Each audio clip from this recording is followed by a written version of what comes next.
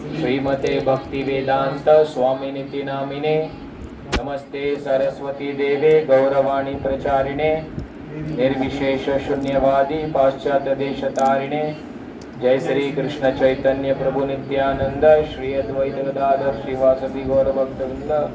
हरे कृष्णा कृष्णा कृष्णा हरे हरे हरे राम राम राम हरे हरे। ठंडू पानी છે પીવા માટે કોલ્ડ વોટર।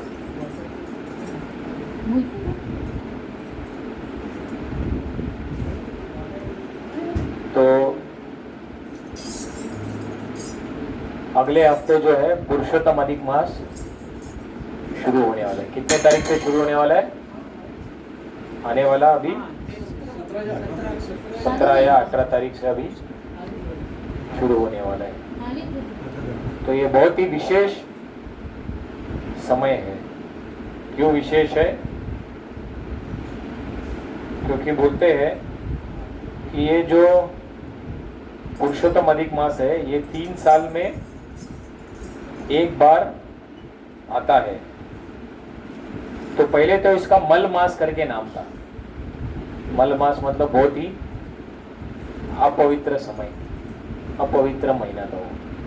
तो ये अधिक मास कैसे शुरू होता है?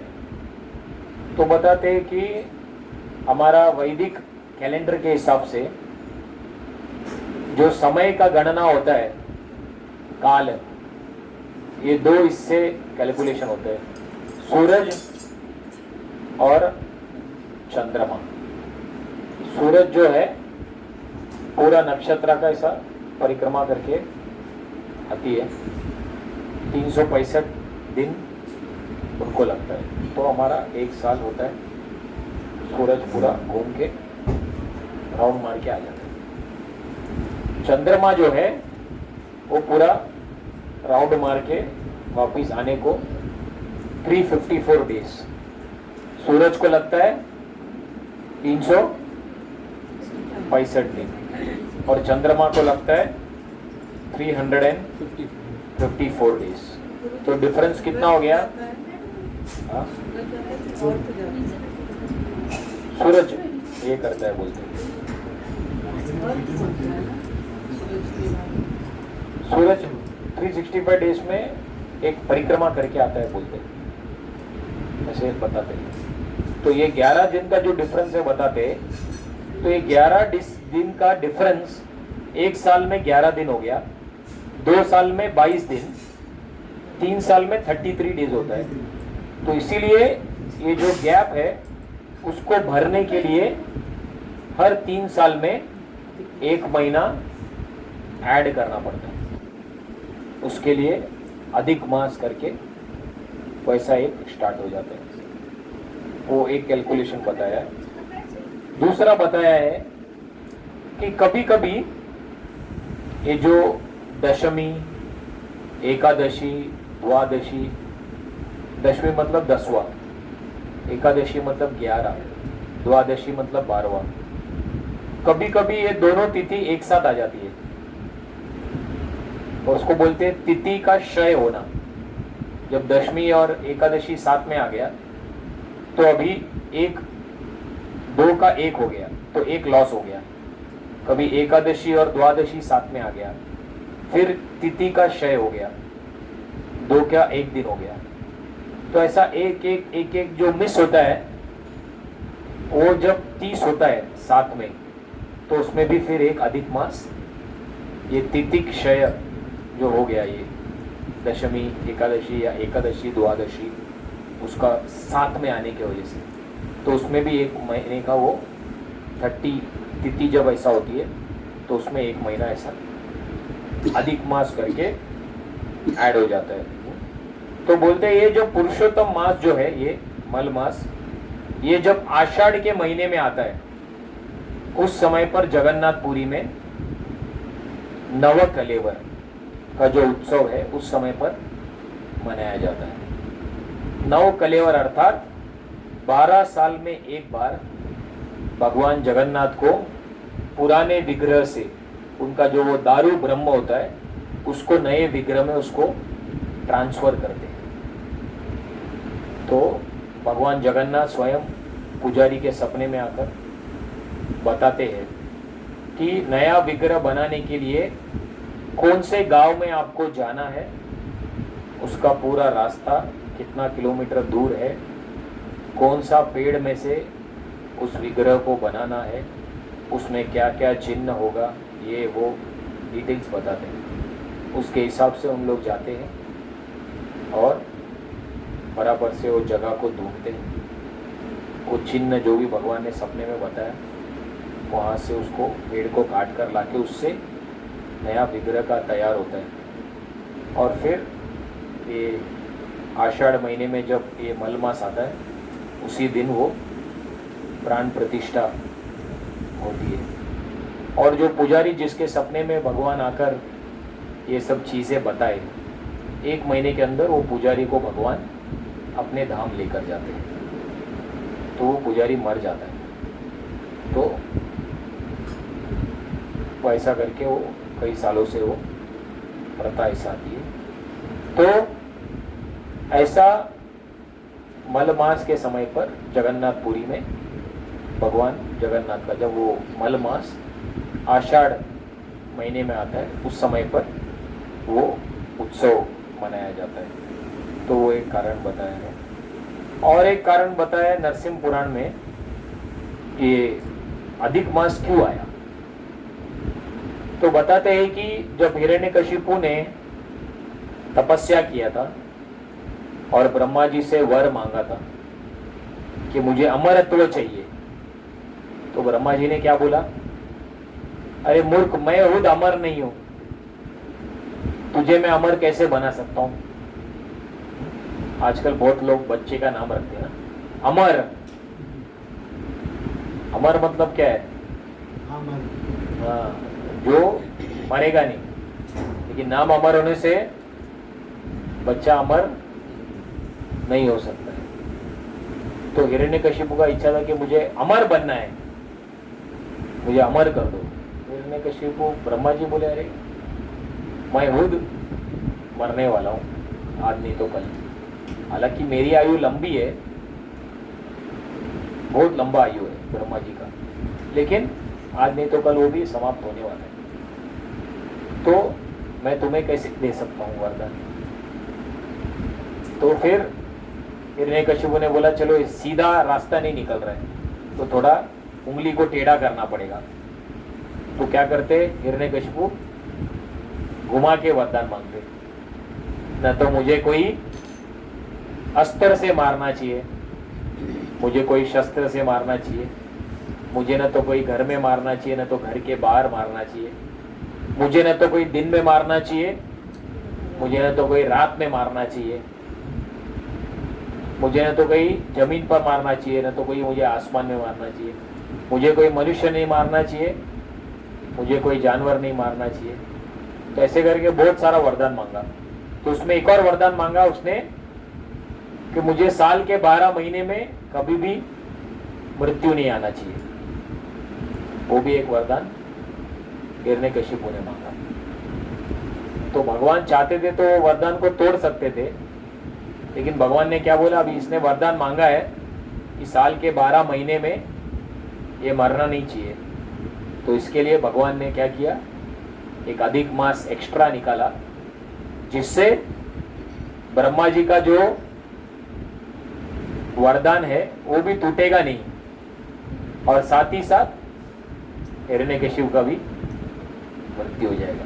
तो भगवान ने अधिक मास के समय पर हिरण्यकशिपु को मारा, ताकि 12 महीने में तुझे नहीं मारा। तूने बोला था कि केवल 12 महीने में मैं मरना नहीं चाहिए, तुझे मैंने एक्स्ट्रा 13वां महीने में मारा। तो भी एक कारण बताते हैं कि अधिक मास का आने का। तो इसीलिए बोलते हैं कि ये अधिक मास जो था वो देवी, हर एक महीने का एक अधिष्ठा देवी होती है। तो ये जो देवी थी, तो ये मल मास करके नाम पड़ गया। तो हर एक व्यक्ति जो है उनको बहुत ये करते थे, अरे ये मल मास अच्छा समय नहीं है। इसलिए कर्मकांडी के हिसाब से बोलते ये महीने में कोई भी शुभ कार्य नहीं होता है, कोई घर का ओपनिंग, कोई ऑफिस का ओपनिंग या कोई भी जनेऊ करना है बच्चे का, ये कुछ भी ये मल मास के समय पर नहीं होता है। तो देवी को बहुत बुरा लगा।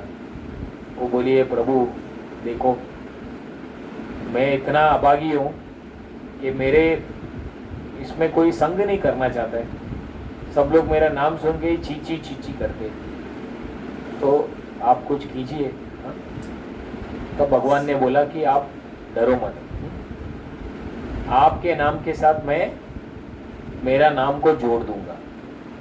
और जो लोग सोचते थे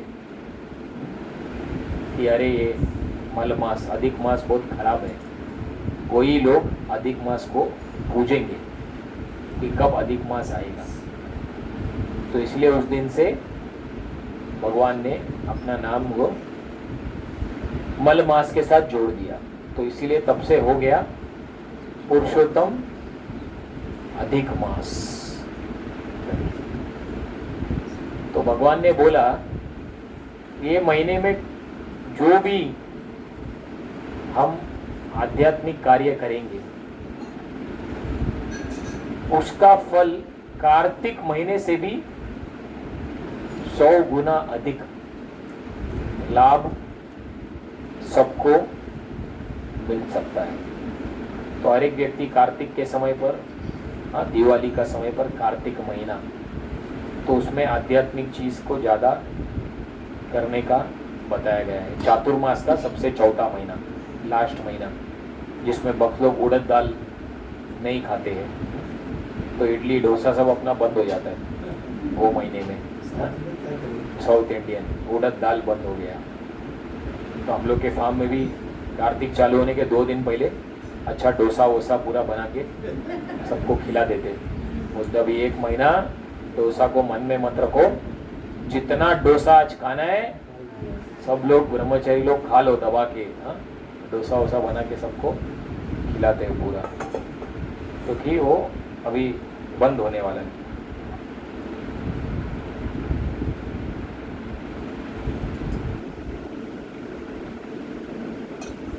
तो अभी भगवान ने शरण दे दिया मल मास को कि आपका नाम जो है पुरुषोत्तम मास। तो इसलिए बताते हैं पुरुषोत्तम मास के समय पर हमको क्या क्या चीज करना चाहिए। हाँ, अभी ये मंगलवार से जो चालू होगा 1 महीने तक, बोलते अगर संभव है तो धाम में रहने का या कोई धाम यात्रा जाने का प्रयास कीजिए। दूसरा, भगवान कृष्ण का कथा ज्यादा से ज्यादा सुनने का प्रयास कीजिए। तीसरा है श्रीमद् भागवतम में जो अलग अलग प्रार्थनाएं हैं, कुंती महारानी की प्रार्थनाएं, भीष्म देव की प्रार्थनाएं, ऐसे बहुत सारा प्रार्थनाएं, कम से कम 12 स्कंद में 90 प्रार्थना कम से कम है। वो प्रार्थना बोलने का प्रयास कीजिए। चौथा है भगवत गीता का जो 15वां अध्याय है, पुरुषोत्तम योग, वो अध्याय पढ़ने का 20 ही श्लोक है, वो पढ़ने का प्रयास कीजिए। 5वां है अधिक से अधिक दान देने का प्रयास कीजिए। 6वां बताया अधिक जप करने का प्रयास कीजिए। 7वां बताया जो ये चौराष्टकम है, भगवान जो चोर के रूप में आते हैं, तो बिल्वा मंगल ठाकुर ने बहुत सुंदर भजन गाया है, वो हम गाएंगे अभी। चौराष्टकम, चौराग्रगण्यम पुरुषम नमामि, चोरों में सबसे श्रेष्ठ भगवान कृष्ण, उनका वो गुणगान करते हुए बिल्वा मंगल ठाकुर ने वो गाया है, तो उसको गाने का प्रयास कीजिए। और बताया कि भगवान को घी का जो दिया है वो दिखाने का प्रयास करना है। वैष्णव की सेवा करने का प्रयास कीजिए। जो आपको अच्छा लगता है खाने में, फेवरेट, आपका फेवरेट क्या है खाने में, क्या अच्छा लगता है आपको?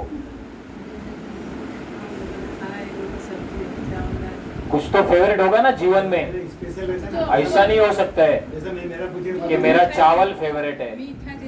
मीठा में कौन सा मीठा चीज? मिठाई तो बहुत है, गुलाब जामुन, बासुंदी, खीर, कौन सा खीर? चावल का खीर।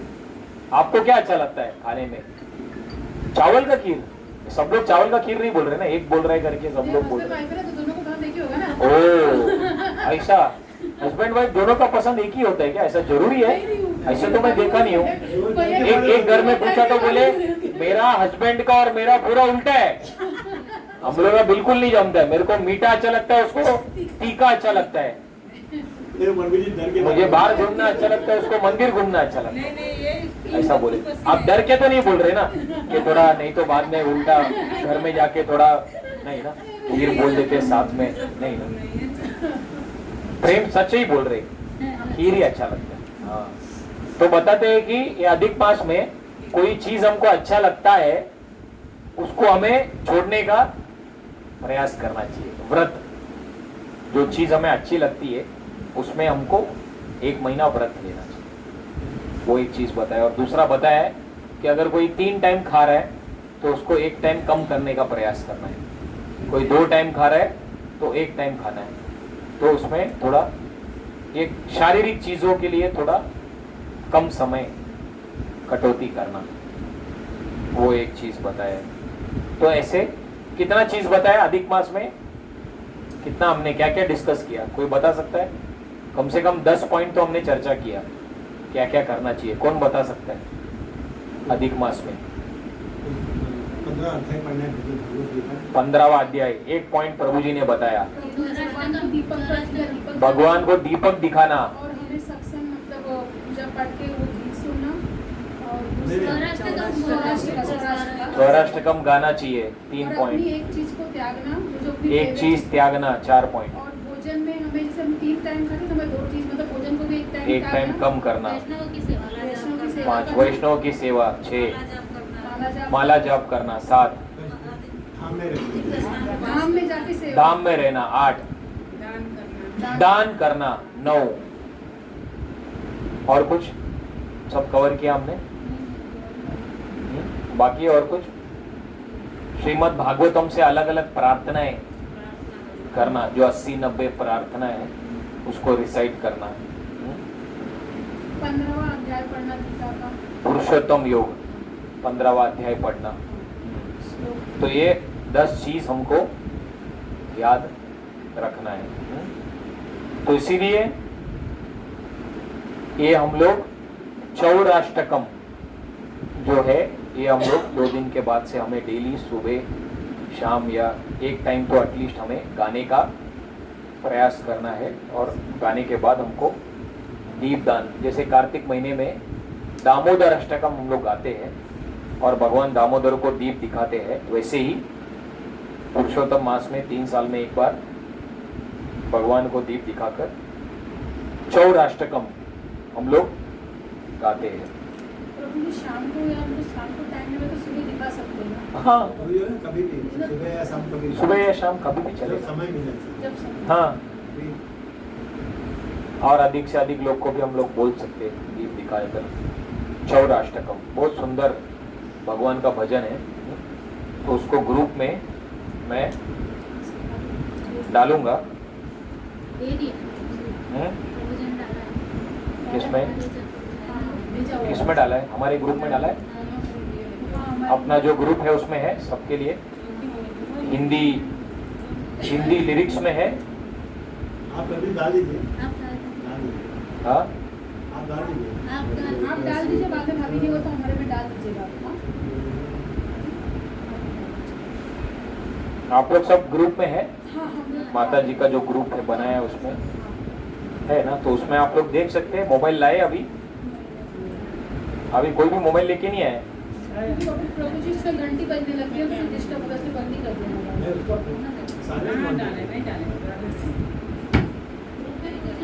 ग्रुप का कौन सा नाम क्या अपना? विराट गार्डन। तो ग्रुप में डाला है मैंने, तो जो लोग ग्रुप में है आप लोग देख सकते हैं।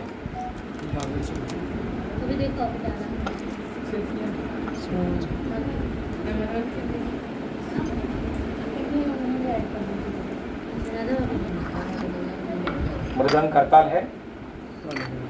एक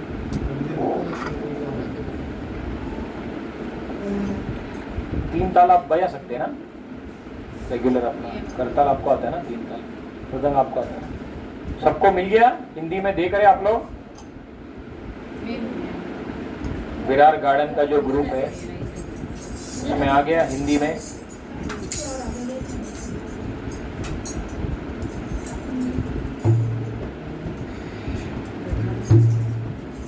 ब्रजे प्रसीदं नवनीतचोरं गोपाङ्गनानां च दुर्कुलचौरं। प्रसीदं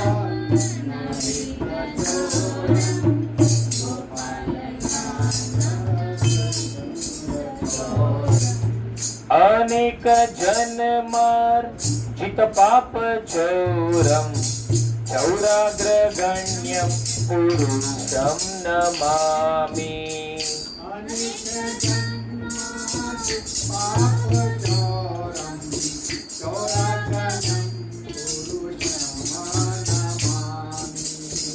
श्रीराधिकाय हृदयस्य चौरं नवाम्बुध श्यामलकान्ति चौरम्।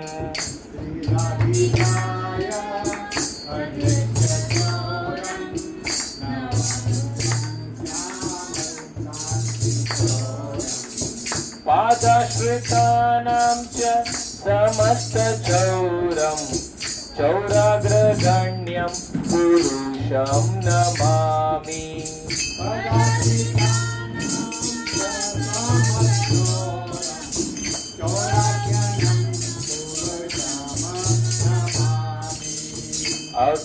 अकिञ्चनीकृत्य पादाश्रितं य करोति भिक्षुं पतिगेहहीनम्।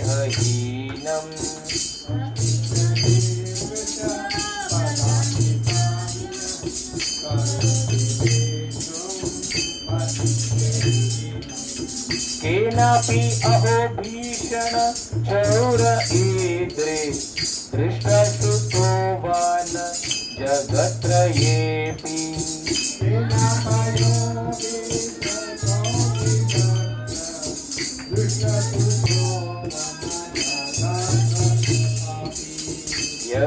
यदीयनामापि हरत्य शेषं गिरिप्रसारान् अपि पापराशि।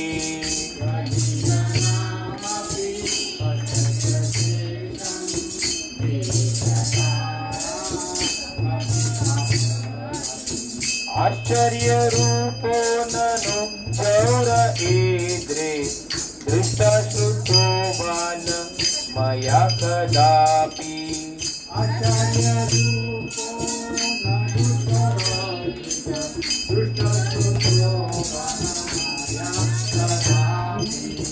धनं च मानं च ततेन्द्रियाणि प्राणं च हित्वा मम सर्वमेव।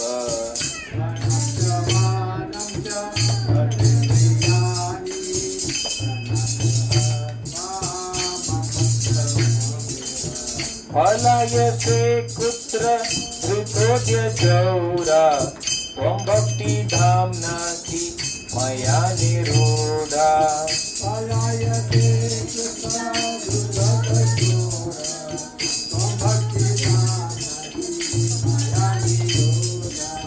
छिनत्ति घोरं यमपाशबन्धं छिनत्ति भीमं भवपाशबन्धम्।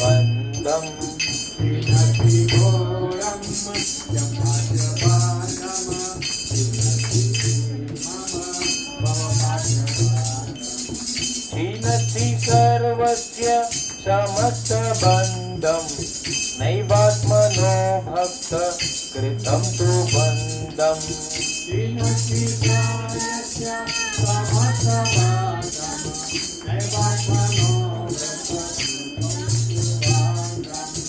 मन्मानसे तामस राशि घोरे कारागृहे दुःख मये निबद्ध।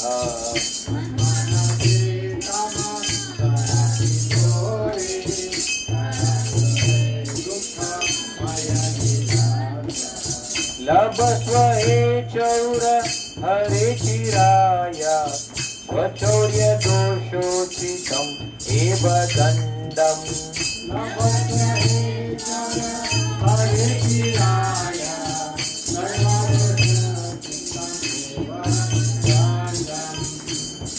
काराग्रहे वस सदा हृदये मदीये मद्भक्ति पाश दृढ़ बंधन निश्चलास्या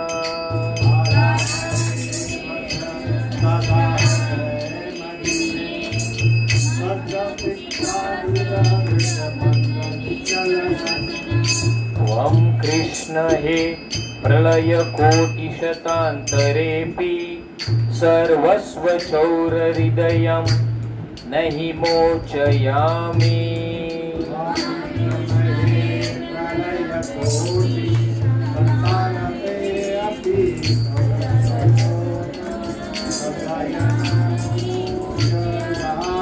जय श्री श्री चौराष्टकम की, श्री श्री बिल्वा मंगल ठाकुर की।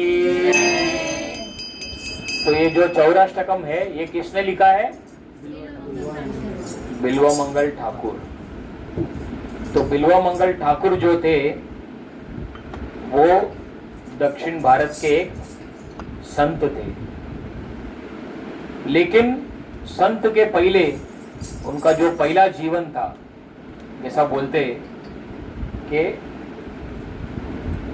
वो दक्षिण भारत में थे तो बहुत ही कामुक व्यक्ति थे वो। तो एक वैश्य जिसका नाम था चिंतामणि, उसके साथ उसको बहुत आसक्ति थी। तो इनके पिताजी मर जाते हैं, तो उनको बोलते हैं तुम्हारे पिताजी मर गए हैं, उसका पिताजी का तुम्हारा अग्नि आग लगाना है, आ जाओ। तो वो बोलते हैं कि समय नहीं है, मुझे चिंतामणि के पास जाना है, वो मेरे लिए रुकी है। बोलते अरे कैसा आदमी है यार, तेरा पिताजी का लाश इधर है, उसको आग लगाने का है, और तुम बोल रहे कि चिंतामणि के पास जाना है, थोड़ा तो शर्म करो। तो उसको जबरदस्ती लेकर आते हैं, लेकिन वो बोलते हैं चलो जल्दी जल्दी करो, वो मंत्र वंत्र पढ़ते हैं ना, मुझे जल्दी जल्दी करो, मेरे को जाना है उधर चिंतामणि के पास। तो वो पूरा विधि होने तक भी रुकते नहीं है, बोलते हैं बहुत लंबा समय लगा रहे, आग लगाने को बहुत टाइम लगेगा। वो बीच में से ही वो भाग जाते हैं, और उस समय पर जोर से बारिश तूफान एकदम जोर से चालू हो गया। चिंतामणि का जो घर है वो वैश्य का नदी के उस पार है, और नदी में पूरा बाढ़ आ गया बारिश होने की वजह से। कोई भी नावुक तैयार नहीं है, जो 2-3 रुपया लेकर वो उस पार छोड़ते थे, कोई तैयार नहीं है। सब बोल रहे अभी हम लोग नहीं जाएंगे। ये बोलते हैं यार 10 रुपया ले लो, चलो जाने क्या उस पार। बोलते नहीं जाएंगे। अरे बोलते 50 रुपया ले लो, 100 रुपया ले लो। बोलता है हम लोग कोई नहीं जाएंगे। तो बोलते हैं बाप रे, अभी मैं कैसे जाऊंगा, चलो तैर के ही चले जाते, जो होएगा देखा जाएगा। हाँ, चिंतामणि के पास जाना है। वो डायरेक्ट उड़ी मार के तैरना चालू करते, और उसमें सब खतरनाक वो है, उसमें सब जानवर सब रहते हैं, वो सब काटने वाला, लेकिन वो तैरने के जाना चालू करते, वो बीच में डूबने को लगते एकदम। वो बोलते अरे बाप रे, वो कुछ पकड़ना पड़ेगा, एकदम बहाव बहुत ज़्यादा है पानी का। तो फिर वो एक लकड़ा सोच के ऐसा एक चीज़ को पकड़ के वैसे तो उस पार पहुंच जाते हैं। और उधर गया तो उधर भी बारिश गिर रहा है जोर से। तो अभी बोलते हैं उसका बिल्डिंग के उधर सब पानी, कैसे जा सकते हैं समझ में नहीं आ रहा है उनको। तो बोलते चलो पीछे के साइड से चढ़ के पहले माले पे मैं चला जाऊंगा। वो पीछे के साइड में आके देखते तो ऐसा लगता है कि रस्सी लटक रहा है, वो पकड़ के चढ़ जाते। और डायरेक्ट उसके गैलरी से उड़ी मारते। हाँ, और पीछे से दरवाजा खटखटाते। ये देखती है तो एकदम शॉक हो जाती है। हाँ, बैक साइड एंट्री मार दिया। देखा तो ये बिल्वा मंगल ठाकुर, इनका नाम पहले कुछ अलग रहता है, सलाना या ऐसा कुछ, सलाना मिश्रा या ऐसा कुछ इनका नाम है पहले का। तो बोलती है इतना बारिश में तुम कैसे आए इधर तक, नदी कैसे पार किया, बिल्डिंग के आगे साइड में पूरा पानी है, ये पीछे के साइड इतना ऊपर लटक के कैसे आए। वो बोलते तुमने रस्सी छोड़ के रखा था ना, वो रस्सी पकड़ के मैं आया ऊपर। बोलते मैंने तो रस्सी कुछ छोड़ा ही नहीं, किधर रस्सी देखा। बोले देखो ना पीछे के साइड में। देखा तो बड़ा अजगर सांप वो लटक रहा था। वो काम के वासना में उसने देखा नहीं सांप है क्या रस्सी है, सीधा वो रस्सी समझ के चढ़ गया। वो खतरनाक सांप था। वो ऐसा शॉक हो जाती है देखकर, बाप रे। फिर बोलती है नदी कैसे पार किया। बोलते हैं को लकड़ा था उसको मैं पकड़ के आया। कि तो कौन सा लकड़ा, वो उधर मैं छोड़ दिया। देखा तो एक डेड बॉडी, मरा हुआ जो मृत शरीर फेंका था उसको पकड़ के वो लकड़ा सोच के आ गया। तो चिंतामणि बोलती है कि इतने बरसात में बिना नाव के, जान का परवाह किए, बिना डेड बॉडी को पकड़ के, सांप को पकड़ के तुम ये काम वासना पूरा करने के लिए इधर आए। इतना तीव्रता अगर तुम्हें भगवान को प्राप्त करने की होती थी तो आज के दिन तुम्हें भगवान प्राप्त कर लिए होते थे। तुम ये शरीर को भोगने के लिए, ये मांस को भोगने के लिए तुमने इतना प्रयास किया। इतना प्रयास अगर कोई भगवान को प्राप्त करने के लिए किया होता, इतना दृढ़, तो तुम्हें आज भगवान मिल गए होते। तो उसने जब ऐसा बोला, उसको ऐसे बाण की तरह एकदम ऐसे घुस गया वो चीज। तो वो शब्द इनके गुरु ने ही इसके मुंह से वो बुलवाया था। चिंतामणि के मुंह से, इनके जो गुरु थे वो इनके मुंह से आके वो शब्द इसको बोले। तो तभी उनकी आंखें से खुल गई कि अगर ये तीव्रता जो मैंने ये शरीर को भोगने के लिए किया, इतना प्रयास, अगर मैं भगवान को प्राप्त करने के लिए करता था तो आज मुझे भगवान मिले होते। तो पूछता है भगवान कहाँ मिलेंगे, तो बोले वृंदावन में मिलते हैं। तो फिर वो वृंदावन की ओर जाने लगते हैं। वृंदावन में मैं अभी अगला जो जीवन है वो मैं भगवान को प्राप्त करने में मैं निकालूंगा। बहुत हो गया, इतना ये वैश्य के साथ मैंने शारीरिक भोग किया, फिर भी मुझे आनंद नहीं मिल रहा है। मेरी काम वासना बढ़ती जा रही है, कभी भी ये काम वासना मुझे शांति से जीने नहीं देती है। बहुत उसको बुरा लग रहा था। अभी मैं वृंदावन जाऊंगा, वृंदावन जाऊंगा। ऐसे करके करके चलते चलते वो वृंदावन की ओर जा रहे थे। बीच में थक गए थे तो सोचा कहीं तो कुछ खाना पीना थोड़ा खा लेते। तो एक जगह पर जाते और एक घर में वो भिक्षा मांगने के लिए जाते। तो एक घर में दरवाजा खुलता है, वो बोलते क्या चाहिए। बोलते मुझे वृंदावन जा रहा हूँ, मुझे भूख लगी है, आप मुझे कुछ खाना पीना दे दो। तो बोलते अरे वृंदावन जा रहे भगवान के कोई भक्त है, आइए आप, अतिथि देवो भव, घर पे बैठिए। तो उसको खाना पीना सब बुलाकर सब वो देते हैं। तो उस समय पर बिल्वा मंगल ठाकुर का जो काम वासना पहले था वो वापिस जागृत हो जाता है। तो जो घर में उधर जाते तो पति पत्नी दोनों रहते उधर, तो पत्नी बहुत सुंदर रहती है, उसको देखकर उसको भोग करने की इच्छा वापिस से जागृत हो जाती है। और फिर सब होने के बाद वो जो अतिथि, वो जो घर के वो रहते, पूछते और क्या सेवा कर सकते। तो ये जो बिल्वा मंगल ठाकुर थे वो इतने बेशरम रहते, वो बोलते कि मुझे आपकी पत्नी को भोग करना है, ऐसे करके उसको बोलते। और लेकिन उसके पहले उन्होंने वचन दिया होता था कि आप जो भी मांगोगे हम आपको देंगे, क्योंकि उस समय पर वो संस्कृति था अतिथि देवो भव का। तो अभी ये बोले कि अरे मैंने तो इसको वचन दिया था, जो भी मांगेगा तो मैं दूंगा। तो अभी क्या करने का मतलब, इसने ऐसा बोल दिया अभी। लेकिन अभी बिल्वा मंगल ठाकुर को बहुत बुरा लग रहा था, लेकिन वो क्या करेंगे, पूर्व संस्कार बहुत उसको सता रहे थे। तो फिर वो व्यक्ति जो है वो पत्नी को बोलता है ऐसा ऐसा है, अभी कुछ कर नहीं सकते, क्या करें। फिर वो व्यक्ति बाहर चले जाता है। फिर उसकी पत्नी जब आती है तो ये बोलता है कि माँ, आपका जो सिर पे जो हेयर पिन लगाया है वो मुझे दे दो। वो हेयर पिन निकाल के देती है 2, और ये तुरंत ये हेयर पिन से अपना दोनों आंखों को फोड़ देते।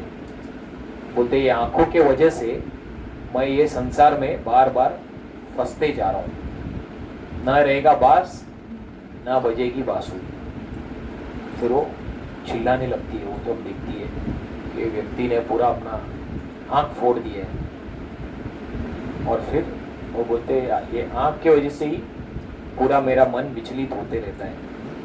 तो इसलिए आज के बाद प्रार्थना करता हूँ कि भगवान के सिवाय ये आंखों से और कोई भौतिक चीज का मैं दर्शन कर ही नहीं सकता हूँ। और फिर उस दिन से फिर वो चलकर वृंदावन की ओर जाने के लिए निकलते हैं। चलते चलते चलते वृंदावन जाते हैं, भगवान से प्रार्थना करते हैं, माफी मांगते हैं, पश्चाताप करते हैं, और भगवान उनकी प्रार्थना को सुनते हैं कि कितना ये व्यक्ति मेरे लिए तड़प रहा है। एक और काम वासना उसे सता रही है, लेकिन फिर भी अंदर उसका पछतावा उसके अंदर बहुत आ रहा है कि ये मैं गलत कर रहा हूँ प्रभु, ये गलत कर रहा हूँ, लेकिन क्या करूँ, मेरा मन मुझे नहीं स्थिर रहने दे रहा है। तो भगवान देख रहे कि ये संघर्ष कर रहा है व्यक्ति, काम वासना से बचना चाहता है, लेकिन फिर भी फिसल रहा है, फिर उठ रहा है। जैसे जमीन पे व्यक्ति चलता है तो कई बार फिसल के, कोई केले के छिलके के वजह से फिसल के गिर जाता है, फिर धरती का सपोर्ट लेकर फिर उठता है, फिर चलता है, फिर कहीं फिसल के फिर गिरता है। तो जीवन में भी हर एक के साथ ये होता है। पता है कि कोई चीज गलत है, नहीं करना है, लेकिन फिर भी पूर्व संस्कार की वजह से, आदतों की वजह से व्यक्ति कई बार वो गलती करते बैठते हैं, बार बार बार बार। फिर भगवान के सामने सुबह उठ के माफी मांगते हैं, प्रार्थना करते हैं कि प्रभु मुझे पता है मैं बहुत पापी व्यक्ति हूँ, मुझे पाप नहीं करना है, लेकिन क्या करूँ, पूर्व बुरा संस्कार के वजह से मैं बार बार पाप कर रहा हूँ। मुझे पता है ये चीज़ गलत है, नहीं करना चाहिए, लेकिन क्या करूँ, आदत से मजबूर हो गया हूँ। मुझे कृपया करके माफ़ कीजिए, मुझे शक्ति दीजिए कि मैं सही रास्ते पर चलना चाहता हूँ, मैं एक अच्छा भक्त बनना चाहता हूँ, मैं एक अच्छा इंसान बनना चाहता हूँ। तो बिल्वा मंगल ठाकुर प्रार्थना करते करते वृंदावन की ओर जा रहे थे, और भगवान सबके हृदय में, भगवान जानते हैं कि ये बच्चा मेरे लिए तड़प रहा है। हालांकि इसका शत्रु इसको पकड़ने का प्रयास कर रहा है, काम वासना, क्रोध वासना, लोभ का वासना, काम क्रोध तथा लोभ। नरक जाने का 3 रास्ता, त्रिविधम नरकस्येदम द्वारम नाशनमात्मना काम क्रोधो तथा लोभ तस्मात् तेजम त्यजम तरेत्। भगवान बोलते हैं नरक के 3 रास्ते, त्रिविधम नरकस्यैव द्वारम नाशनम आत्मन, काम क्रोध तथा लोभ। जो ये 3 का पीछे अगर फंस गया, काम क्रोध और लोभ, तो वो 3 गेटवेज टू हेल, नरक जाने का रास्ता। तो हर एक व्यक्ति, एक नया भक्त भी उसमें संघर्ष करता है। कभी काम वासना उसको सताती है, अग्नि में जलता है, वो भोग करना है, भोग करना है। कभी गुस्सा आता है, जब इच्छा पूरा नहीं होती है तो उसको गुस्सा आता है, अरे मेरा इच्छा पूरा नहीं हो रहा है। कभी उसको लोभ आती है, और एंजॉय करना है, और एंजॉय करना है, और एंजॉय करना है। तो इसीलिए बोलते हैं कि जैसा आग में अगर कोई घी डालेगा आग बुझेगा कि बढ़ेगा? हाँ, अगर कोई सोचता है कि घी, आग में घी डालने से आग बुझेगा, तो ऐसा व्यक्ति को क्या बोलेंगे हम लोग? मूर्ख व्यक्ति। तो भागवतम बोलता है कोई भी व्यक्ति काम वासना को पूरा करके सोचता है कि ये बंद हो जाएगा, तो उसको क्या बोलेंगे हम लोग? मूर्ख व्यक्ति है। जिस प्रकार से आग में घी डालने से आग केवल बढ़ने ही वाला है, कम नहीं होने वाला है, उसी प्रकार से जितना हम काम वासना को बढ़ावा देंगे ये सोचकर कि इससे वो बुझ जाएगा, वो फिर बढ़ने ही वाला है और बढ़ेगा। आग में घी डालेंगे ना, उसका पावर और बढ़ता है, और घी डालेंगे और बढ़ेगा। तो इसीलिए सही ज्ञान और ज्ञान के साथ साथ अच्छी साधना के साथ साथ भगवान से हर क्षण प्रार्थना। तो प्रभुपाद ने एक बार बोला कि मैं कभी माया में नहीं गिर सकता हूं, ऐसे करके बोला। तो सब लोग बोले अरे आसान नहीं है ना, प्रभुपाद बोल रहे मैं माया में कभी नहीं गिरूंगा। माया मतलब ये काम क्रोध लोभ में मैं कभी नहीं गिरूंगा। फिर भगवान प्रभुपाद क्लास के बाद भगवान जो डीटीज थे, कोई तो मंदिर में प्रभुपाद थे, अलग अलग मंदिर में, किधर राधा गोपीनाथ जी, किधर राधा, लंदन में थे तो राधा लंडनेश्वर। भगवान प्रभुपाद भगवान के पास जाकर प्रार्थना कर रहे कि प्लीज प्रोटेक्ट मी फ्रॉम माया, मुझे माया से आप बचाइए। तो भक्त ने बोला अरे प्रभुपाद एक बार आपने बोला कि मैं कभी भी माया में नहीं गिरूंगा, और अभी आप जाकर प्रार्थना कर रहे। तो प्रभुपाद ने बोला because I pray at every moment, क्योंकि हर क्षण मैं भगवान से प्रार्थना करता हूं कि मुझे आप ये खड्डे में गिरने से बचाइए। तो इसीलिए मुझे पता है कि मैं भगवान मुझे हमेशा बचाएंगे, क्योंकि मैं हर क्षण प्रार्थना करता हूं, इसलिए मैं कॉन्फिडेंटली बोल सकता हूं कि मैं कभी माया में नहीं गिरूंगा। तो इसीलिए नरक जाने का 3 द्वार, काम, क्रोध और लोभ।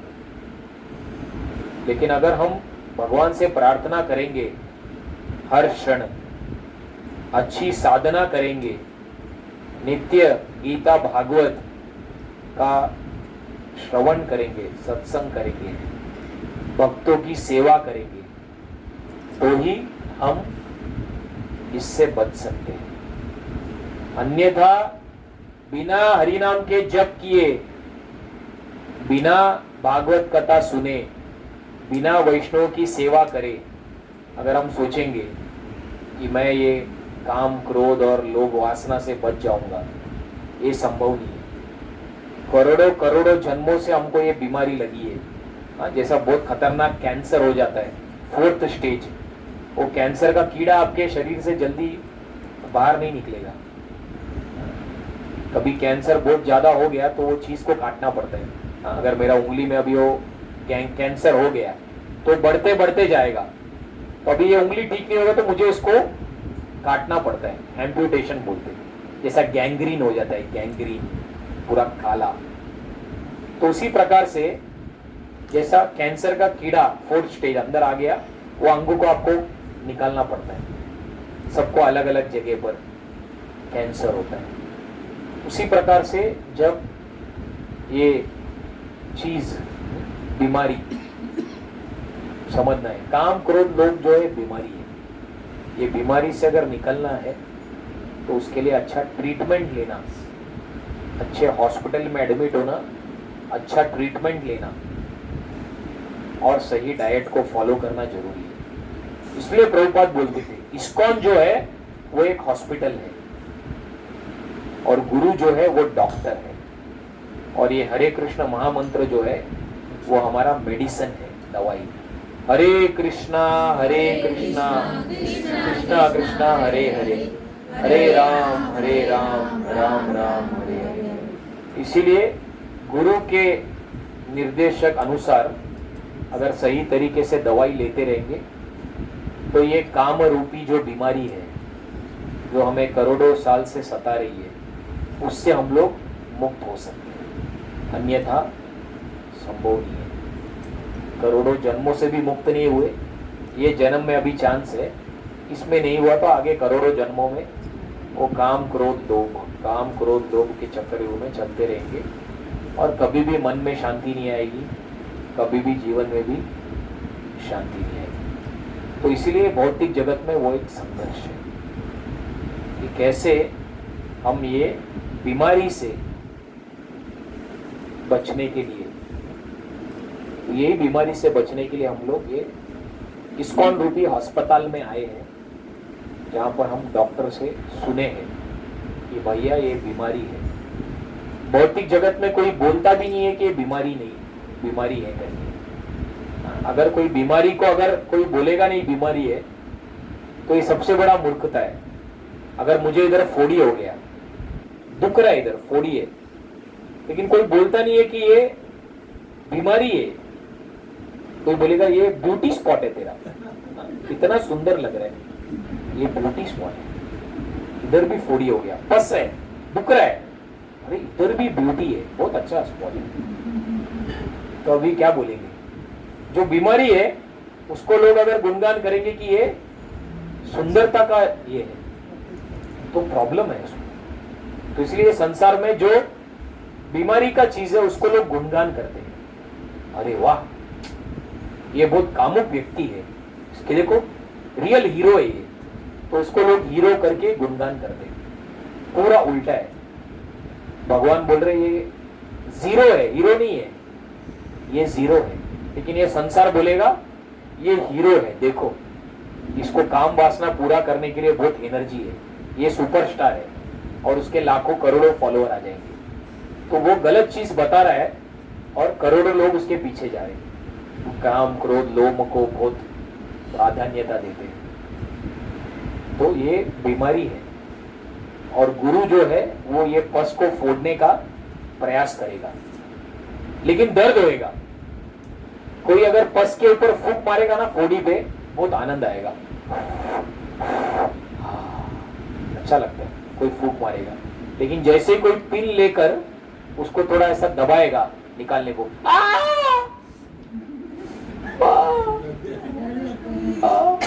ऐसा दर्द हो रहा है, क्योंकि वो इन्फेक्शन है ना, वो अच्छा नहीं लगता है। जैसे उसको ऐसे टच करेगा तो नहीं, दर्द हो रहा है, मत करो। तो बीमारी का किसी को ठीक नहीं करना है, लेकिन उसके लिए चाहिए करो, निकालो इसको, दबाओ, निकालो सब। एक बार निकल जाएगा तो फिर नहीं होएगा। तो उसी प्रकार से ये भी बीमारी अंदर का बीमारी है। काम क्रोध तथा लोभ त्रिविधम नरकस्येव। नरक के जाने का 3 रास्ता, काम क्रोध तथा लोभ। तो इसलिए अस्पताल में आकर सही डॉक्टर के अंडर में एडमिट होकर सही दवाई रेगुलरली लेंगे, तभी बीमारी से ठीक होंगे। बीमारी से ठीक होंगे तभी भगवान कृष्ण का दर्शन वृंदावन में होगा।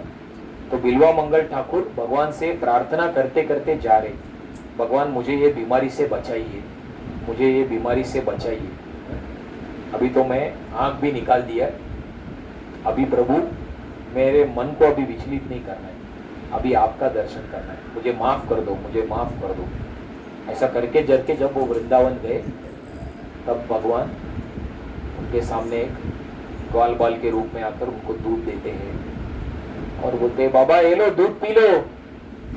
बोलते हैं बच्चा कौन है तुम, मेरे लिए क्यों दूध लेकर आया, कहाँ पर है दूध, ले लो बाबा इधर लो, मेरे हाथ में रखा है दूध। और फिर दूध लेते हैं, पीते हैं, उनको इतना आनंद आता है, अरे ये दूध है कि क्या है, अमृत जैसा लग रहा है, कहाँ से दूध है, क्या है, कौन लाके दिया, ये बच्चे का आवाज इतना मीठा है, कौन है ये बच्चा।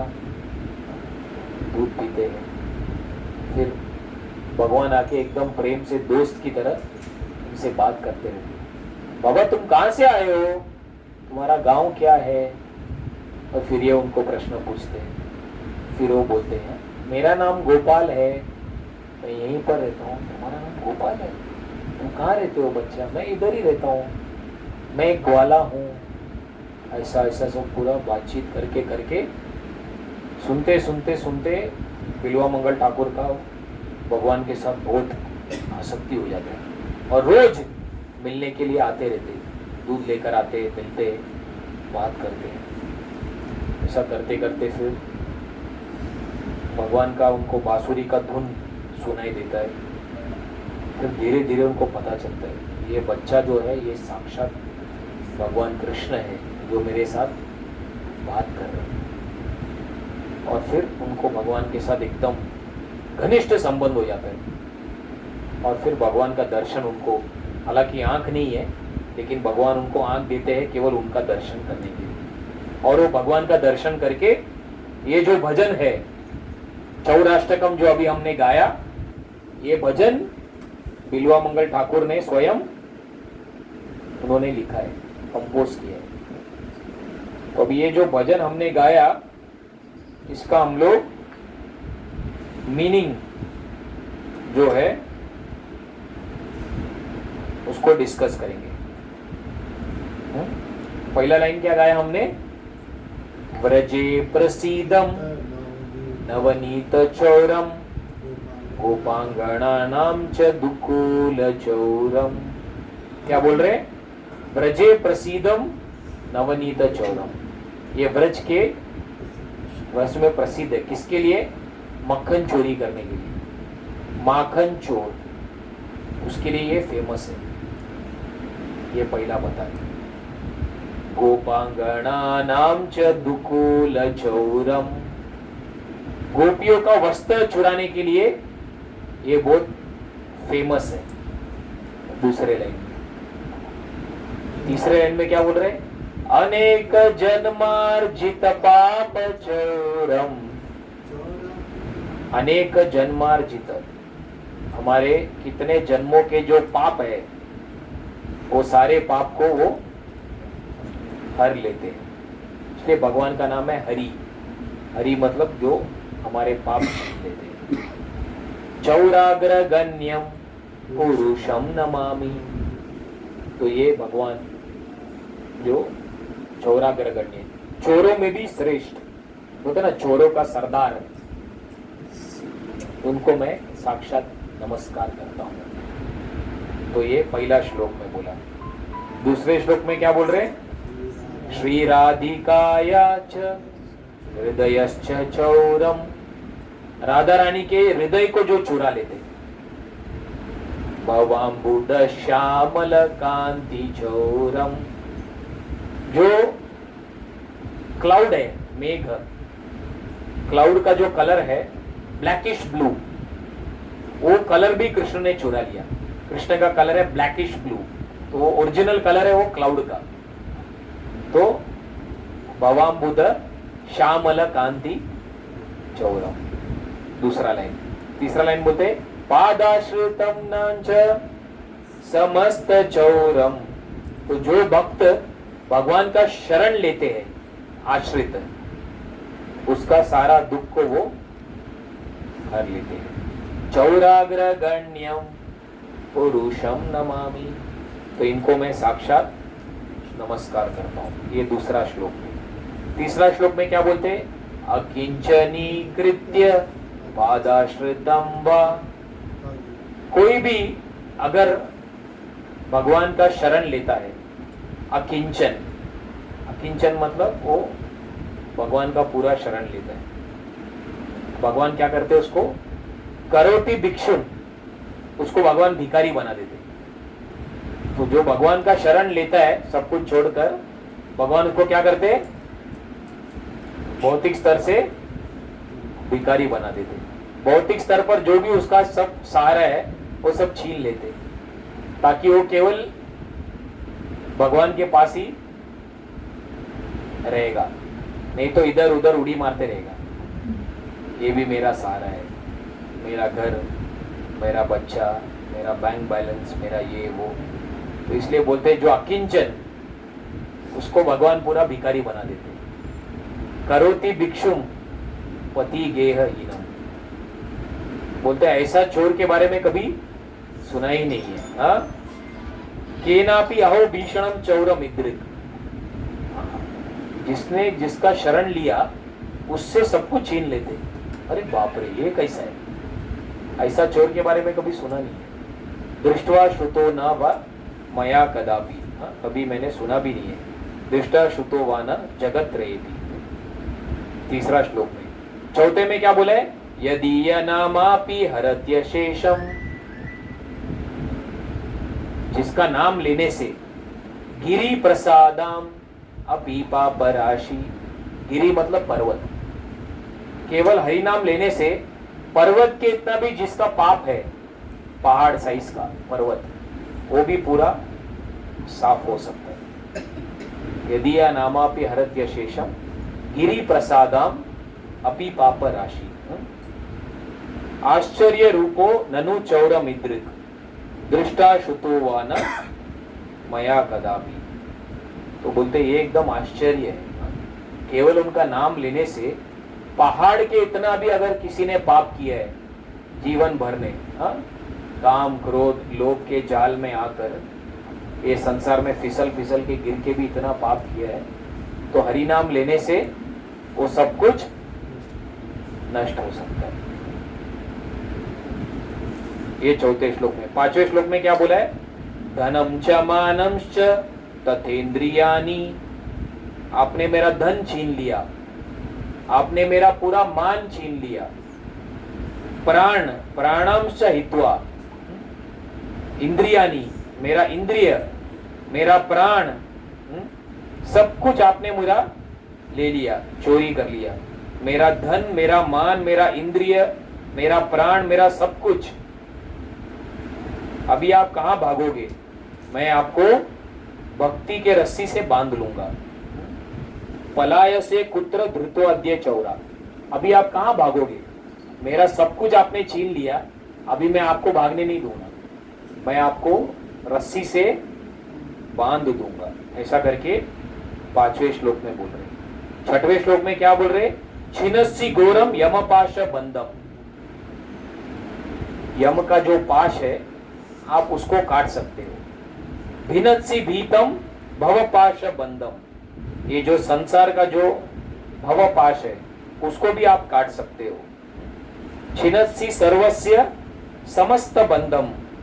आप ये संसार के भवसागर को काट सकते हो। लेकिन नैवात्मनो भक्ति कृतम तु बंधम। लेकिन जो रस्सी मैंने बांधा है उसको आप काट नहीं सकते हो। आप यमराज के रस्सी को काट सकते हो, आप भवसागर का बंधन को काट सकते हो, लेकिन मैंने जो प्रेम का रस्सी आपको बांधा है उसको आप नहीं काट सकते हो। ये छठवें श्लोक में। सातवें श्लोक में क्या बोला है? मन मानसे तामस राशि घोरे कारागृहे दुःखमये निबद्धा। मैंने आज आपको कैद कर लिया, चोर मैंने तुझे पकड़ लिया और जेल में बांधा। कौन सा जेल? मेरा जो ये हृदय है अंधेरा, ये काले जेल में तुझे मैंने बंद कर लिया। तुमने चोरी किया ना, मैं तुझे ये जेल में हृदय का बंद कर लिया। लभस्व हे चौर हरे चिराय स्वचौर दोषोचितम एव दंडम। लंबे समय तक तुम्हें यहाँ पे रहना पड़ेगा और तुम्हें मैं दंड दूंगा। जो तुमने इतना सारा गुनाह किया है उसका दंड मैं तुम्हें दूंगा। तो मैंने तुम्हें इधर बांध दिया है। और ये आठवें आखिरी श्लोक में बोल रहे, कारागृहे वस सदा हृदये मदीये मद भक्ति पाश दृढ़ बंधनी निश्चलस्यन। बोल रहे मेरा जो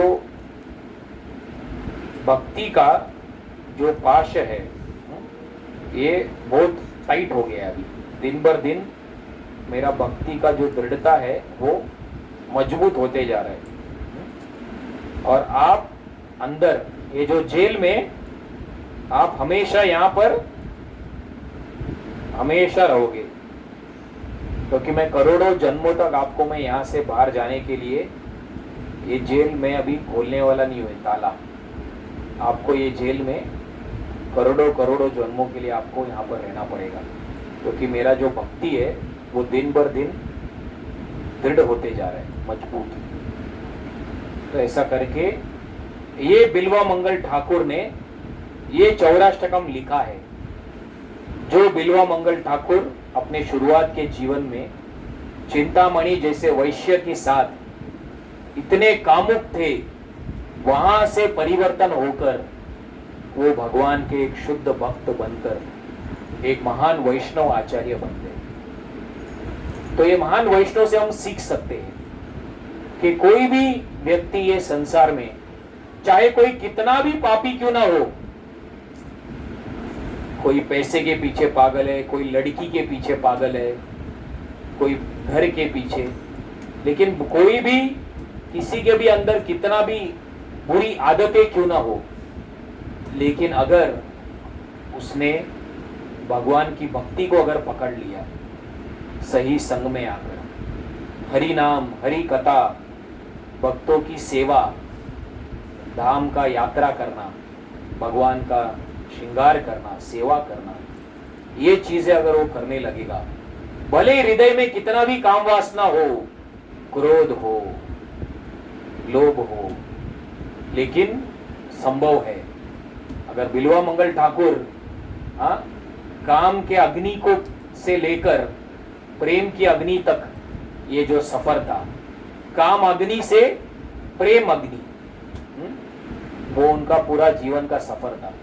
तो उनके जीवन में अगर ये परिवर्तन आ सकता है, तो हमारे जीवन में भी ये परिवर्तन संभव है कि नहीं है? संभव है। उसके लिए क्या करना पड़ेगा? हरि नाम। आप में से कितने लोग नाम का जप कर रहे हैं? हाथ उठाइए। हरे कृष्ण महामंत्र का जप रोज कर रहे हैं। कुछ लोग नहीं कर रहे। हाँ, आप लोग कर सकते हैं ना जप? माला दिए आपको, हरि नाम का माला है, आप भी कर सकते हैं। रोज समय मिलता है। हाँ, रोज कितना करेंगे? एक माला करने को 7 मिनट लगता है। कितना माला कर सकते हैं डेली? हाँ, 10 माला कर सकते हैं। माता जी बोल रहे रोज 10 माला करेंगे बोल रहे। हाँ, कब से? मंडे से। तो माता जी बोल रहे कि डेली मंडे से डेली 10 माला करेंगे। हरि बोल, हरि बोल, हरि बोल, हरि बोल। देखो, भक्तों के सामने आपने बोल दिया है, तो इसका मतलब प्रॉमिस। मंत्र पता है ना आपको? शुरू कर दे। मंत्र क्या है? राम राम। बस सिंपल है। आप कितना करेंगे रोज? 7 मिनट लगता है एक माला करने को। सोच के बोलना सब भक्तों के सामने। जैसा बोलते हैं ना, जब दीक्षा होता है तो गुरु बैठते, भगवान का मूर्ति रहता है और सारे वैष्णव रहते हैं, उनके सामने हम लोग कुछ शब्द बोल रहे हैं। 5 डेली कर सकते हो। हाँ, कब से करेंगे? कल से। तो माता जी डेली कल से 5 माला करेंगे। हरि बोल, हरि बोल, हरि बोल। माला है आपके पास? हाँ। तो इसीलिए हमें रोज अगर ये काम वासना से निकलकर काम अग्नि से प्रेम अग्नि तक अगर पहुंचना है, सबसे मेन चीज है हमें हरिनाम का जप डेली करना चाहिए। तो बिल्वा मंगल ठाकुर जो पहले के जीवन में काम वासना से इतना पीड़ित थे कि बारिश में भी वो वैश्य के पास जा रहे थे, लेकिन एक शब्द से उनका जीवन परिवर्तन हो गया। तो उसी तरीके से अगर हमारे जीवन में भी सब अनुभव के साथ अगर हमने समझ लिया कि ये संसार में काम वासना में सुख नहीं है, क्रोध में सुख नहीं है, लोभ में सुख नहीं है, सब अनुभव के बाद हमें समझना है कि भगवान के सिवाय हमारे जीवन में और कोई दूसरा सहारा नहीं है और कोई हमें आनंद नहीं दे सकता है। तो इसलिए हमें भक्ति के रास्ते पर आगे बढ़ने का प्रयास करना है। तो इसलिए हरिनाम का जप हमें डेली करना है। आप कितना माला करते हैं रोज डेली? सुबह शाम एक एक बार। थोड़ा बढ़ा भी सकते ना, धीरे धीरे। हाँ, धीरे धीरे समय मिलेगा तो थोड़ा। आप कितना करते हैं डेली माला? एक करते हैं, एक एक जो दीक्षा मंत्र लिए वो भी करना करता है। उसको कितना टाइम लगता है बहुत? नहीं टाइम नहीं लगता। हाँ, तो ये महामंत्र भी कीजिए। ये भी करते हैं, वो भी करते हैं। हाँ, दोनों मिनिमम 4 माला तो बेसिक है। प्रभुपाद ने 16 माला बोला है। 4 माला तो जैसा बोलते हैं ना 104 डिग्री टेम्परेचर है, और डॉक्टर बोलता है कि ये 50 mg का गोली लो, और आप बोल रहे कि मैं 5 mg का गोली लूंगा, तो फिर बुखार कभी ठीक होगा अपना? तो उसी प्रकार से ये संसार में जो हमारा पाप का अकाउंट है ना, वो एकदम ऐसा भर भर के है। तो उसको निकालना है, तो उसके लिए अपने को क्लीनिंग भी बहुत खतरनाक करना पड़ेगा। हाँ?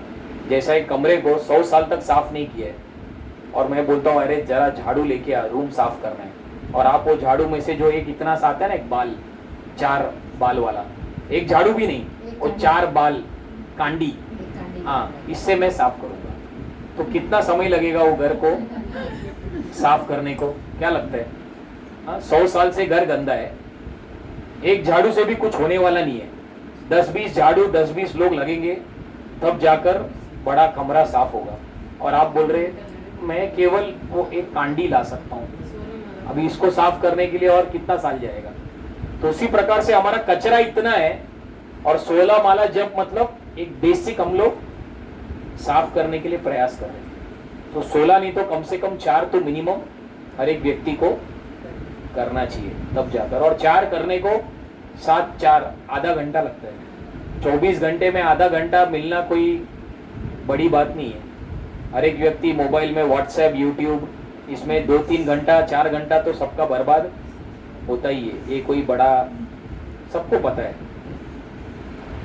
हर एक व्यक्ति 2-4 घंटा समय बर्बाद अपना मोबाइल में, फेसबुक, व्हाट्सएप बैठ के टाइम पास करते रहते हैं, जिसमें कुछ ज़्यादा फायदा नहीं मिलने वाला। तो 4 माला हर एक व्यक्ति, 16 माला तो कर सकता है, लेकिन कम से कम 4 माला तो हमें करना ही चाहिए। फिर हम देखेंगे कि कैसा हमारे जीवन में एक अच्छा परिवर्तन आ सकता है, और हम भगवान के नज़दीक जाने का प्रयास कर सकते हैं। तो सब लोग कम से कम 4 माला सब लोग कर सकते हैं। हाँ, 1-2 में दम नहीं है, वो झाड़ू का एक कांडी जैसा है, वो ऐसा काम हो जाता है ना, उसके लिए बच्चे भी हैं। हाँ, ये बच्चा काम ये तो चलते रहने वाला है, मरने तक ये कभी कम नहीं होने वाला थोड़ा है। बड़े हो जाएंगे तो हम वो बच्चा बड़ा होने के बाद फिर वो आ जाएगा, पोता आएगा।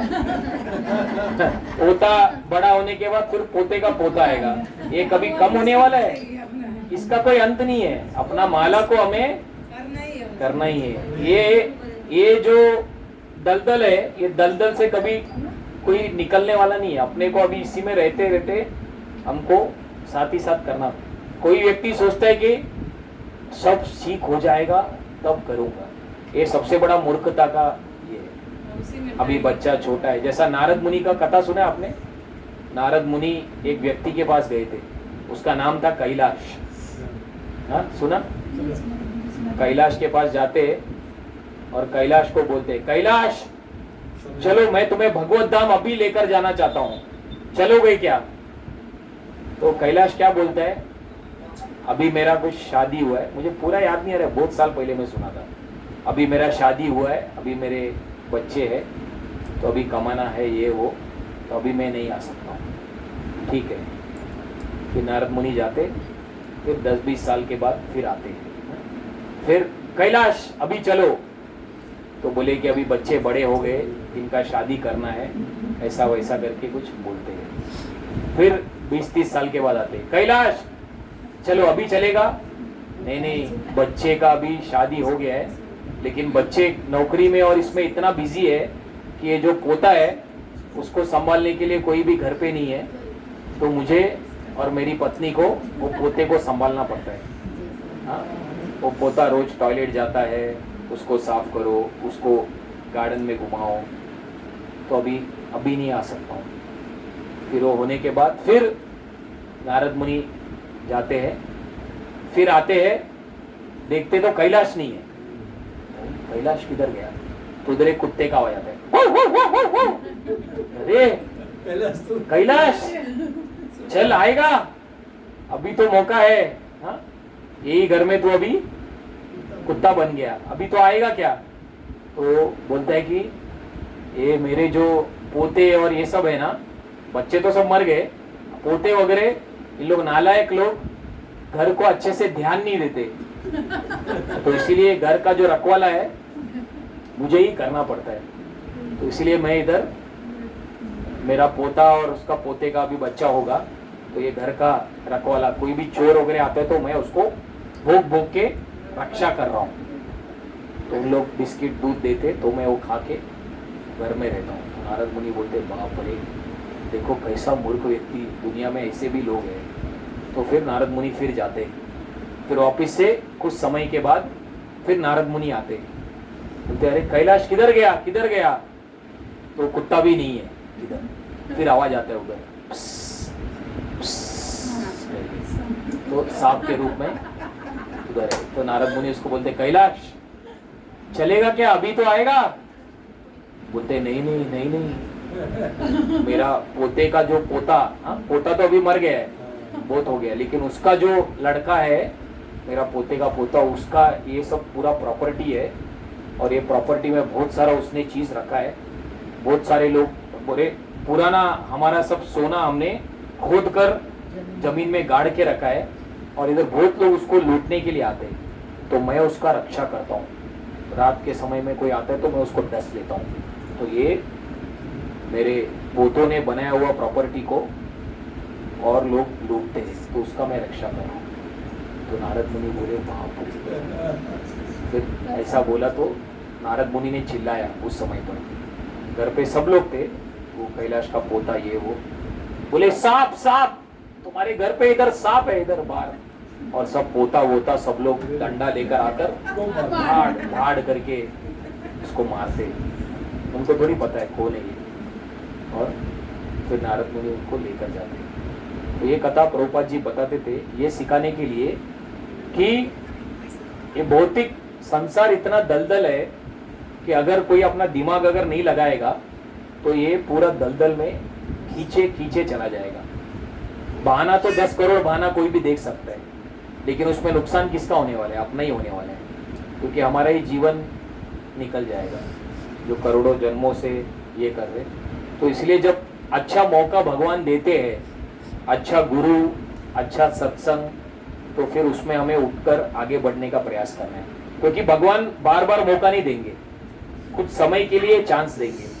जिसने वो मौके पे चौका मारा उसका नैया पार हो गया, जिसने मौके पे चौका नहीं मारा वो फंस गया। तो इसीलिए भगवान खटखटाएंगे 2-4 बार जीवन में, चांस देंगे, भैया तुझे माया जाल से निकलना है तो गुरु साधु का आज्ञा को पालन कर और निकल जा, नहीं तो फिर जो करोड़ों जन्मों से तू करते आया है वही वापिस करते रहे, मैं तुझे क्यों मदद करूं। अभी कोई कुएं में गिरा हुआ है 200 फीट, किसी ने तो कृपा करके रस्सी फेंका, हम लोग कुएं में गिरे, रस्सी फेंका किसी ने, अभी वो रस्सी पकड़ने का टाइम है, वो रस्सी फेंका तो हम बोल रहे, वो आदमी बोल रहे रस्सी पकड़ेगा, खींच के निकलता हूं बाहर, आएगा पकड़ूंगा लेकिन अभी नहीं आ रही है, तू बाद में आएगा क्या, थोड़े समय के बाद, 2 घंटे के बाद आएगा। आदमी बोल रहे अरे मैं जा रहा हूं, मेरे पास टाइम नहीं है, रस्सी फेंका, इसके बाद अगले 4 साल तक कोई ये रास्ते से आने वाला नहीं है, जंगली रास्ता है, अभी पकड़ के तो बाहर निकलेगा, नहीं तो आजू बाजू में सांप बिच्छू सब काट रहे।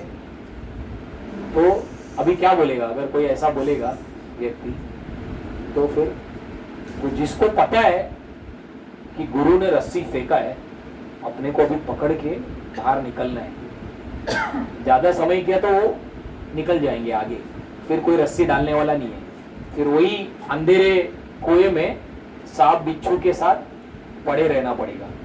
तो इसीलिए पहले अपना परिस्थिति का गंभीरता को जानना है कि कितना खतरनाक कुएं में हम लोग गिरे हुए हैं, और भगवान बड़ी कृपा से हमें एक गुरु के माध्यम से हमको वो कुएं से बाहर निकालने का प्रयास कर रहे हैं। तो कम से कम हमें वो रस्सी पकड़ के अपने आप को बचाना है, खींचने का तो काम गुरु करेंगे, हमें केवल वो रस्सी को पकड़ के रखना है और जैसा बोल रहे वही सुन के हमको बाहर निकलना है।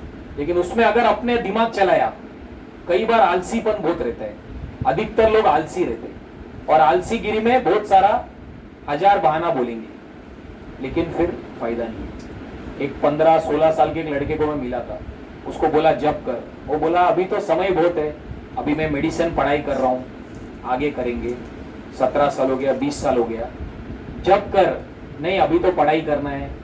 मैंने बोला जीवन बहुत कम समय के लिए रहता है, कभी भी आदमी मर सकता है, जब कर, पढ़ाई कुछ बड़ा चीज नहीं है, साथ ही साथ जब कर सकता है, आगे आगे कभी ढक्कल मत, बहुत भारी पड़ेगा तुझे।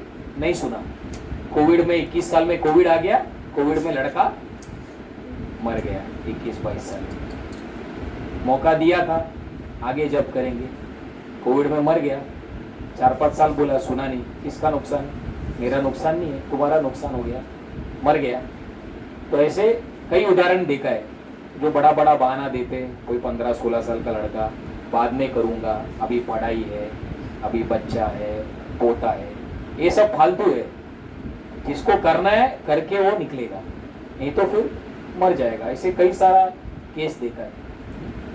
कितने सारे लोग, क्या कभी होता है घर में अच्छे से बैठे, खुद डॉक्टर, पत्नी डॉक्टर, एक है वो खुद हार्ट स्पेशलिस्ट, वो बैठा था, पत्नी है किडनी की स्पेशलिस्ट, भाई है लंग का स्पेशलिस्ट, माँ है कुछ तो एमडी, 7 लोग बैठे खाना खा रहे, सब लोग, एक डॉक्टर खाना परोस रहे, बात कर रहे, और हम लोग उनसे चर्चा कर रहे, जब करो ये वो सब बातचीत चल रही है। वो बोले नहीं अभी हम लोग आज गाड़ी खरीदने जा रहे हैं, मर्सिडीज नया गाड़ी खरीदने जा रहे हैं, उसमें लगे थे।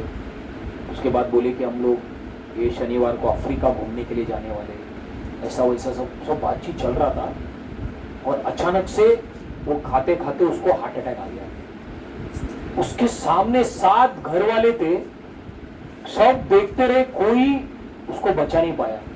उधर ही देखते देखते वो 35-40 साल का जो आदमी था, सब डॉक्टरों के बीच में उधर अपना वो प्राण त्याग के उधर ही डाइनिंग टेबल में खाते खाते मर गया। तो बोले बाप रे, ऐसा केस हमने देखा जहां पर रास्ते पे किसी को हार्ट अटैक आया, उसको लोगों ने बचाकर, उसको चलेगा, उसको लोगों ने बचाकर लेकर गए अस्पताल में और वो बच गया। रास्ते पे हार्ट अटैक आया, पब्लिक ने बचाया, लेकर गए हॉस्पिटल में, वो बच गया। इधर घर पे खुद हाथ का डॉक्टर होते हुए और घर में 7 रिश्तेदार अलग अलग डॉक्टर होते हुए हार्ट अटैक आया और उसको कोई बचा नहीं पाया। तो कहने का तात्पर्य ये है कि जीवन का कोई कभी कुछ गारंटी नहीं है। इसलिए जो व्यक्ति बोलता है कि मैं 16 माला नहीं कर सकता हूँ, समय नहीं है, ये नहीं है, वो केवल अपने आप को मूर्ख बना रहे हैं, आलसीगिरी के वजह से या कुछ और चीज़ के वजह से। क्योंकि समय निकल जाएगा, मृत्यु आ जाएगी और सुनहरा अवसर अपने हाथ से निकल जाएगा। तो इसीलिए जितना हो सके हमें प्रयास करना है कि हम ट्राई करेंगे 16 माला, 12 माला, 8 माला, क्योंकि अंत में अपने को अपना जीवन सफल करना है। ये जीवन एक सफर है, सब लोग आएंगे साथ में। भागवतम में उदाहरण दिए है, जैसे कोई ट्रेन में सफर करता है, S123 मेरा सीट, बंबई से मैं जाता हूँ बनारस 20-25 घंटा, फिर S122 मेरा, S121, S122, S123, ऐसे सब एक परिवार जैसा संबंध हो जाता है। आप कहाँ रहते? मैं विरार में रहता हूँ। अरे आप कहाँ रहते? मैं बदलापुर में रहता हूँ। ये वो करके साथ में ये मैंने खाने के लिए लाया, आप लोग ये लोग, तो एक 24 घंटे यात्रा में सब दोस्त बन जाते। लेकिन एक बार एक गंतव्य स्थान आ गया, मुंबई से बनारस, फिर सब लोग अपना अपना उतर जाएंगे, एक दूसरे का नंबर भी लेंगे, लेकिन कभी कोई किसी को मिलता नहीं है, सब अपने अपने रास्ते पर चले जाते हैं। तो भागवतम बोलता है कि ये परिवार में भी ऐसे 60-70 साल एक सफर है, कोई इधर से आया, कोई इधर से आया, इधर से आया, साथ में सफर कर रहे हैं, लेकिन अंत में हर एक को अपना अपना रास्ता पकड़ के चलना है। इसलिए असली परिवार मतलब जो परिवार सब साथ में रहते हुए भी एक दूसरे को भक्ति करने के लिए प्रेरणा देते हैं। पति, पत्नी, बच्चे सब एक दूसरे को भगवान की भक्ति करने के लिए प्रोत्साहन देना, वो वास्तव में वैष्णव परिवार होता है। यहाँ पे कृष्ण को सेंटर में रख के हर एक परिवार वाले एक दूसरे को प्रेरणा देते कि आप मृत्यु के बाद वापस जन्म मत लो, एक दूसरे को मदद करेंगे भगवान को याद करने के लिए। वो असली परिवार है। नहीं तो बाकी परिवार में केवल टाइम पास होते रहेगा, ये पिक्चर देखो, इधर जाओ घूमने, कृष्ण को छोड़कर बाकी सब टाइम पास परिवार में चले गए। उसमें एक दूसरे को हम लोग नरक की ओर लेकर जाने का प्रयास कर रहे हैं। तो इसलिए अच्छा परिवार को देखकर हमें सीखना चाहिए। ढूंढेंगे तो भगवान हमको दिखाएंगे। ऐसे अच्छे अच्छे परिवार हम देखते हैं, बाप रे, बहुत प्रेरणा मिलती है, जबरदस्त प्रेरणा मिलती है। कुछ कुछ ऐसे भक्तियान हॉस्पिटल में जाता हूँ, आसपास में देखता हूँ, प्रभु जी डॉक्टर रोज 12-14 घंटा सर्जरी, वाइफ डॉक्टर 12-14 घंटा ओपीडी पेशेंट सर्जरी, लेकिन साथ में बैठकर सुबह दोनों 16 माला जप कर रहे हैं। लड़का डॉक्टरी की पढ़ाई कर रहे हैं, लड़की डॉक्टरी की पढ़ाई कर रही है, लेकिन दोनों का ऐसा ट्रेनिंग दिया है। सब लोग बैठकर सुबह जप कर रहे थे साथ में, 1.5 घंटा 2 घंटा, 10-15 मिनट भागवत पढ़ते सब, और फिर सब लोग जाते, फिर रात में वापस आते, 10-15 मिनट थोड़ा कुछ चर्चा।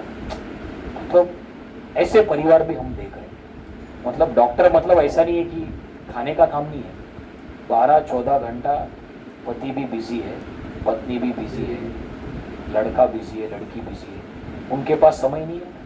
कितना समय उन लोग बहुत कुछ इधर उधर, ओपीडी है 4-5 घंटा, पेशेंट का चीर फाड़ करना है, मतलब इतना जवाबदारी वाला पोजीशन है। मीरा रोड जाता हूँ, देखता हूँ, उनके घर में रुकता हूँ, क्या परिवार है वहाँ। सुबह 4:30-5 बजे उठकर नहा धोकर 2 घंटा सब बैठकर जप करेंगे, 15 मिनट, अच्छा लगता है देखकर। तो उनको पता है जरूरी है, बुद्धिमान लोग हैं, पूरा फैमिली, लड़का लड़की, माता पिता, फिर 12-14 घंटा, मिनिमम 10-12 घंटा तो काम रहता ही है, जाकर आकर सब। तो ये सही परिवार, ऐसे वैष्णव परिवार, ये प्रेरणा, बहुत लोग को प्रेरणा मिलती है ऐसे परिवार को देखकर। तो वो प्रयास हर एक को करना है कि भाई भले डॉक्टर है जो भी है, लेकिन हमारा लक्ष्य को हमें भूलना नहीं, वो उन लोग का क्लियर है एकदम, प्रभु जी, हमारा लक्ष्य को हमको भूलना नहीं। एक प्रभु जी को मिला, फार्म में आए थे भक्तिवेदांत हॉस्पिटल में, डॉक्टर शिव प्रसाद करके, यूरोलॉजिस्ट, और उनकी पत्नी है गायनाकोलॉजिस्ट। उनको अमेरिका में रहते, ऑस्ट्रेलिया में रहते थे। पहली लड़की हुई, सब छोड़ के यहाँ पर आ गए ताकि लड़की को अच्छा संस्कार मिले, और भक्तिवेदांत में दोनों जॉब कर रहे। तो उनका 23वां सालगिरह था, तो जीवी में आए थे माता पिता और लड़की भी डॉक्टर पढ़ाई कर रही है भाई। तो अमेरिका में जैसा बोलते हैं ना, उधर आदमी 10 रुपया कमाता था, और इधर ऑस्ट्रेलिया में इधर 1 रुपया कमा रहे, 1/10 सैलरी में सब छोड़ के यहाँ पर आए, क्योंकि आध्यात्मिक धन इधर था। उधर भी मंदिर था प्रभुपाद का, सब कुछ था, फिर भी उन्होंने बोला नहीं, जो वातावरण 24 घंटा तो हम मंदिर में नहीं रहेंगे, लड़की बाहर स्कूल उधर सब जाएगी, तो उधर वातावरण अच्छा नहीं है। ऑस्ट्रेलिया गया भाड़ में, इंडिया आएंगे, मतलब 1/10 सैलरी में आए दोनों ने। तो ये सब जब हम प्रेरणा देखते दोनों का, इतने बड़े डॉक्टर और पति पत्नी 16 माला जब डेली मीरा रोड में रहते ना, बोलते डेली गिरधारी मंदिर में मंगल आरती करने के लिए जाते हैं सुबह सुबह। भगवान को उठाने का सेवा सुबह 4 बजे रहता है, 4:30 बजे मंगल आरती की सेवा रहती है, डेली सुबह जाते हो। उसके बाद जाकर 8 बजे सब ओपीडी, फिर सर्जरी। तो ऐसे भक्त बहुत है, इसलिए दुनिया में देखकर सीखना है लोगों से, तो हमें पता चलेगा हम कितने पीछे। तो ऐसे लोग को देखकर हमें प्रेरणा आती है कि ऐसे भी परिवार है जो इतने एजुकेटेड होने के बावजूद इतना जवाबदारी के पोजीशन में रहकर भी कैसे इन लोग रोज 16 माला जप कर रहे और हम क्यों नहीं कर पा रहे। पत्नी बच्चे उनके भी है, तो हम इनसे क्या सीख सकते वो हमें समझना, तो हमें बहुत प्रेरणा मिलेगा। ठीक है, हरे कृष्ण। अभी क्या आरती है ना, 9:07 हो गया।